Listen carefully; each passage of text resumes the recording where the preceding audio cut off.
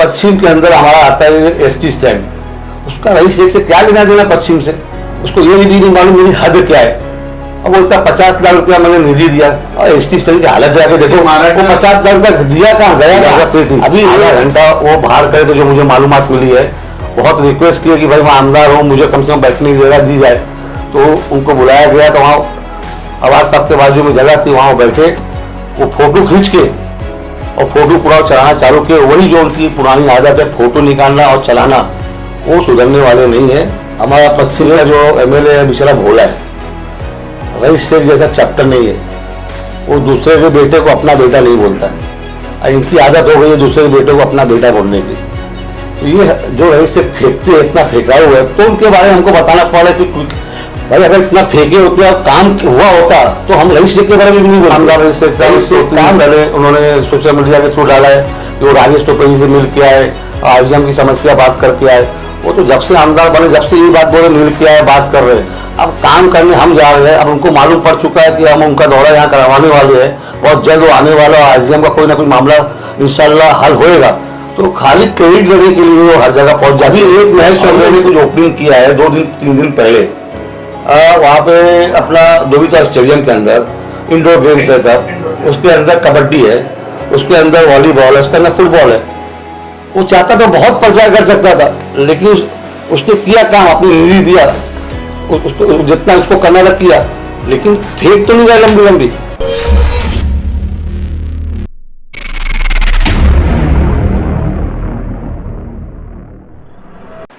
शोभ भाई, क्या कहेंगे ये जो आज आपने प्रेस कॉन्फ्रेंस बुलाई है, तो क्या इसका मकसद है और किस सिलसिले में जो है, किस संदर्भ में बुलाई है? सबसे पहले आज जितने भी इलेक्ट्रॉनिक मीडिया वाले जो आए हुए हैं, मैं उनका बहुत बहुत शुक्रिया अदा करता हूं कि आप मेरे एक आवाज़ पे आप सब लोग यहाँ पे आए हैं।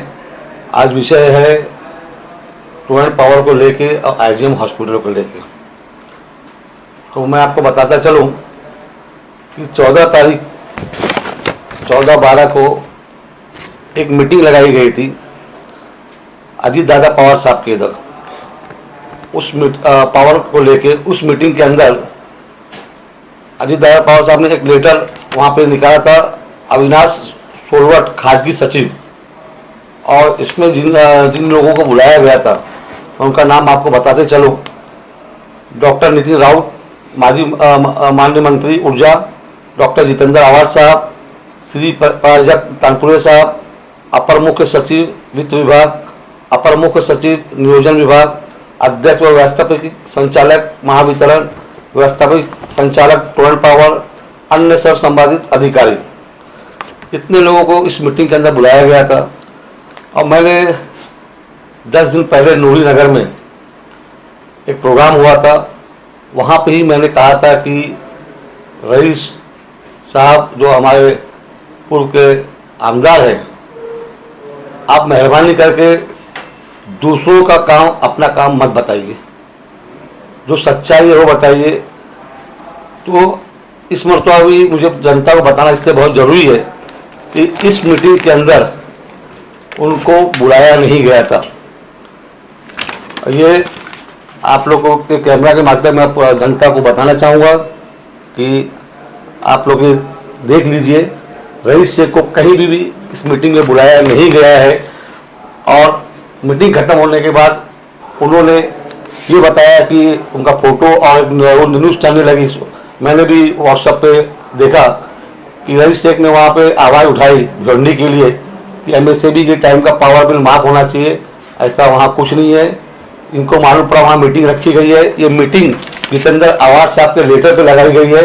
ये मीटिंग मुमरा, कड़वा, कौसा व सिर वहाँ की लगाई गई थी, लेकिन वहाँ पे जितेंद्र आवाड साहब ने खाली मुमरा के लिए नहीं, भिवंडी के ताल्लुक से भी उन्होंने आवाज़ उठाई और उसमें उन्होंने ये मांगनी की कि जो भी एमएसएबी टाइम का बिल बाकी है वो माफ़ किया जाए, ब्याज माफ़ किया जाए। दूसरा, मीटर का रेट बहुत बढ़ गया है, मुमरा में भी कुछ सलामेरी है, भिवंडी में भी बहुत सलामेरी है, और रेट ज़्यादा होने की वजह से लोगों को तकलीफ आ रही है। मीटर का भाव जो भी रेट है उसका आधा किया जाए। बहुत से टोरेंट पावर के ताल्लुक से जो भी मांगनी थी हमारे माननीय श्री जितेंद्र आवाड साहब ने रखी। रईस शेख को तो वहाँ अंदर जाने के लिए भी इजाजत नहीं थी। आधा घंटा वो बाहर करे तो जो मुझे मालूमात मिली है, बहुत रिक्वेस्ट की कि भाई मैं आमदार हूँ, मुझे कम से कम बैठने की जगह दी जाए। तो उनको बुलाया गया, तो वहाँ आवाज साहब के बाजू में जगह थी, वहाँ वो बैठे, वो फोटो खींच के और फोटो पूरा चलाना चालू किए। वही जो उनकी पुरानी आदत है, फोटो निकालना और चलाना, वो सुधरने वाले नहीं है। तो ये जो मांगनी की है आवाज साहब की तरफ से मांगनी गई है, उनके लेटर पे ये, उनके बोलने पे ये मीटिंग लगाई गई है।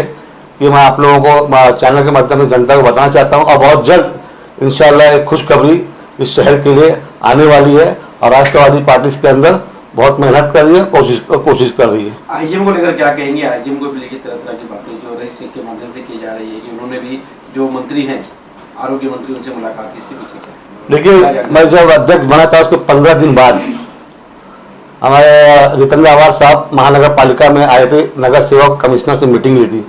उस वक्त मैंने आईजीएम हॉस्पिटल के बारे में आवाज उठाया था, और उसी दिन उन्होंने कह के गया था कि बहुत जल्द आईजीएम हॉस्पिटल का हम लोग जो भी मामला है काम करेंगे, सरकारी काम करेंगे। लेकिन कुछ कारण से थोड़ा लेट हुआ। अभी ऑफिस की हमारी जब ओपनिंग हुई, राष्ट्रवादी ऑफिस की ओपनिंग, तो मीडिया वालों ने भी ये सवाल किया कि आपने आईजीएम हॉस्पिटल के बारे में कहा था। तो उन्होंने यहाँ सबके मीडिया के मार्फत सबको संदेश दिया था कि बहुत जल्द राजेश टोपे जी को मैं, जो हमारे हेल्थ मिनिस्टर हैं, आईजीएम का दौरा कराएंगे। तो आपको बताता चलो, एक हफ्ता पहले जितेंद्र आवाज साहब की हमारी मीटिंग हुई, तो उन्होंने मुझे कुछ साथ में लेकर राजेश टोपे जी की तरफ गए, और उन्होंने कहा कि भाई मैं 2-3 दौरा किया हूँ। भिवंडी के अंदर सबसे बड़ा मसला आईजीएम हॉस्पिटल को लेकर स्लम एरिया है, मजदूरों का एरिया है, वहाँ हर चीज की समस्या है, वहाँ आप ध्यान नहीं दे रहे हैं, बहुत ज्यादा वहाँ लोगों को नाराजगी है। तो वहाँ पे राजेश टोपे जी ने कहा ठीक है, मुझे थोड़ा सी कुछ मालूमात है वहाँ के बारे में, आप क्या चाहते हैं? तो हमने यही मांगनी की। आवाज साहब ने कहा कि आपको हमारे साथ पहले चल के वहाँ का दौरा करना है, तो आपको समझ में आएगा क्या सच्चाई है क्या नहीं है, आपको यहाँ पे पूरी बातें बताई नहीं जाती है। तो उन्होंने कहा ठीक है, ये अधिवेशन है, ये खत्म होता है, आवाज साहब मैं आपके साथ खुद चलता हूँ, और शोएब भाई आपके साथ हम चाहते हैं आईजीएम का दौरा करके जो भी वहाँ का मामला है मैं खुद प्रेस कॉन्फ्रेंस लूंगा और आह्वान करूंगा। लेकिन फीस के अंदर भी 2-3 दिन से अभी तक खामोश थे रईस शेख साहब। फिर आमदार रईस शेख साहब 2-3 दिन पहले उन्होंने सोशल मीडिया के थ्रू डाला है कि वो राजेश टोपे जी से मिल के आए और आईजीएम की समस्या बात करके आए। वो तो जब से आमदार बने जब से यही बात बोले, मिल के आए, बात कर रहे हैं। अब काम करने हम जा रहे हैं, अब उनको मालूम पड़ चुका है कि हम उनका दौरा यहाँ करवाने वाले हैं, बहुत जल्द वो आने वाला, आईजीएम का कोई ना कोई मामला इंशाल्लाह हल होएगा।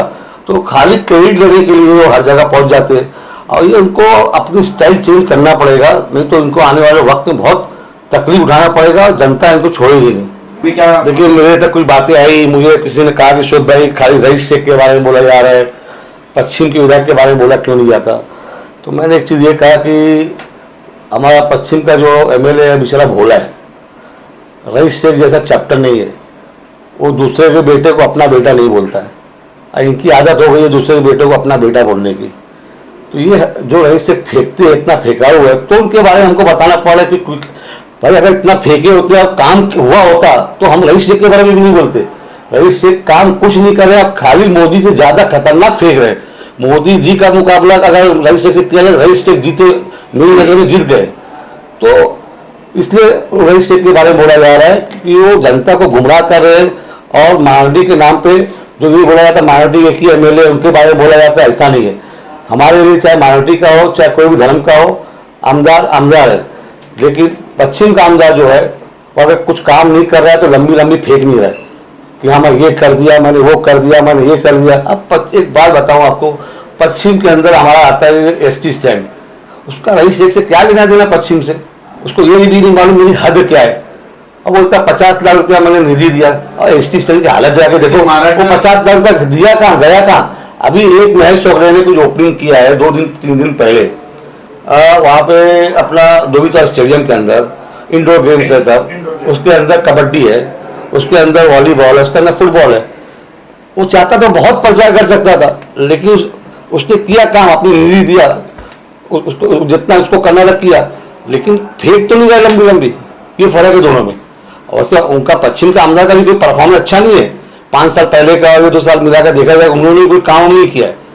लेकिन अगर जिस दिन वो भी लंबी देंगे तो उनको भी हम लंबी हम भी बताएंगे क्या देने का। शोएब भाई, जिस तरह से आपने मीटिंग में बताया कि मीटिंग में उनको बुलाया नहीं गया था, तो वो हो सकता है कि कोई और मीटिंग में गए होंगे रईस शेख और ये मीटिंग नहीं होगी, ये भी तो हो सकता है ना कि उनकी कोई और मीटिंग होगी जिनके बारे में बात कर रहे हैं। देखिए, ये जो मीटिंग है ये ऑफिशियल मीटिंग बुलाई गई है और जिनका नाम लिखा है था सिर्फ उनको अंदर गिनती होती है। मैं भी इतने सारे सियासत में हूँ, मुझे मालूम है। ये अब कहाँ गए थे क्या नहीं गए, इनको कहीं से मालूम पड़ा कि वहाँ मीटिंग लगाई गई है तो ये पहुंच गया कि कहीं गीतेंद्र अवार्ड ना ले जाए। ये अपना चुपचाप वहाँ गए थे मीटिंग में, क्योंकि वहाँ अवार्ड साहब की पी जिनसे हमें मालूमात ली है वहाँ थे। फोटो जो है वो निकाला उन्होंने बरोबर, तो फोटो अगर जब उतना निकाल सकते हैं तो बोलते खड़े वक्त या बोलते वक्त वो भी सब फोटो निकाल सकते थे ना। ये क्यों बोले मैंने मांगनी किया, तुम ये बोल हमें वहाँ पे मौजूद था जब ये मांगनी हुई, फर्क है दोनों चीजें बोलने में। जिस तरह से आपने कहा कि जितेंद्र अवार्ड साहब के माध्यम से वही मीटिंग लगाई गई थी, तो क्या भिवंडी शहर में अवार्ड साहब का यानी हम कह सकते एक मंत्री का फोकस है, तो क्या शहर में बदलाव वाकई होने वाला कि ये राजनीतिक स्टैंड है, क्योंकि आगे देखा जाएगा आगे चुनाव भी नजदीक है। अच्छा एक बात बताइए, अभी हम लोग कुछ करते हैं तो आप लोग काम करने का बोलते राजनीतिक स्टैंड है। मोदी जी कितना काम किए, कोई काम करते हैं क्या? राजनीतिक स्टैंड वो बीजेपी करती है, राष्ट्रवादी नहीं करती है।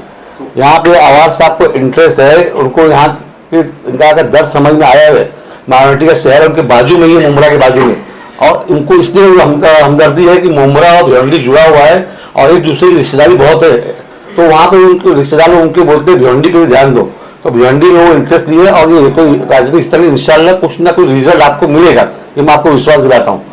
टोरेंट की ज्यादती और आईजीएम का भ्रष्टाचार कब खत्म होगा भिवंडी के अंदर? देखो टोरेंट की ज्यादती तो बहुत, उसके लिए भी हम लोग एक एक स्टेप उठा रहे हैं। अभी आईजीएम का मामला हो जाता है तो एक राशन डिपार्टमेंट में बहुत बड़ा भ्रष्टाचार चल रहा है, उसको उठाना है हमको, उसमें हमारे मंत्री छगन भुजबल साहब है। अब टोरेंट का जो है उनके मंत्री कांग्रेस के, वहां तो हम एक अवार्ड साहब को लेकर जाकर इंशाल्लाह बात करेंगे। जो उनकी मनमानी दादागिरी है वो कहीं ना कहीं कम होना चाहिए, क्योंकि अभी जो विजिलेंस जिसको जो समझ में आ जा रहा है 5 लाख मार दे रहा है, 3 लाख मार दे रहा है, झोपड़पट्टी को 2-2 लाख 1 लाख रुपया मार दिया जा रहा है, तो वो गलत तरीके से मारा जा रहा है। तो कुछ ना कुछ उसका बहुत जल्द उसका भी इंशाल्लाह रिजल्ट मिलेगा आपको। और आईजीएम को मैंने आपसे कहा अधिवेशन के बाद मंत्री जी खुद आ रहे हैं, तो आप लोग सब वहां पे रहेंगे, आप उनसे सवाल करिए भाई पब्लिक ये इलेक्शन स्टैंड है कि खाली क्या है, उसमें आप लोग पूछ लीजिए। वीडियो के माध्यम से उन्होंने जानकारी दी थी कि टोरेंट पावर की जो बिल है वो दो पार्ट में करेंगे, उसमें एमएससी का जो भी बिल है, उसके बाद फिर इन्होंने कहा कि जो मीटर है मीटर आधे भाव में लगाया जाएगा।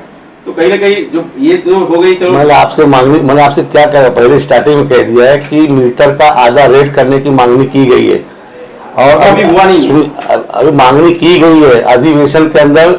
इसका जो भी वो रखना रहता है वो अजीत दादा पवार साहब पास करवा के लेंगे इंशाल्लाह और वो पास हो जाएगा। आधा पैसा सिर्फ मुंब्रा के लिए रहेगा, भिवंडी के लोगों को भी फायदा मिलेगा इसका? अभी फिलहाल वो दोनों के लिए मांगनी की है, क्या वो पहले मुंब्रा का होता है भिवंडी का होता है, नहीं मुझे मालूम, मांगनी दोनों के लिए की गई है।